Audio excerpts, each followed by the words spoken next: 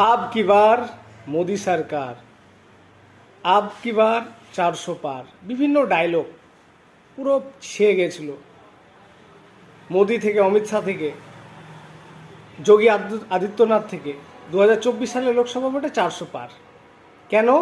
তাদের মধ্যে একটা কনফিডেন্স ছিল, রাম মন্দির করা হয়ে গেছে, হিন্দু ভোট ভাই পুরো ছাতু করে দেবে, হিন্দু ভোট পুরো বিজেপিকেই দিবে।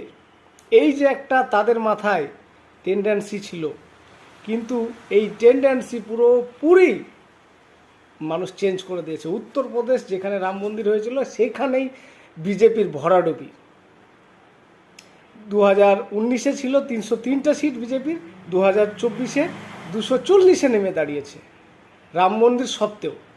কারণ রাম মন্দির মানুষকে বুঝিয়েছে ধর্ম নয়, কর্মই সব, পেট আগে ধর্ম পরে।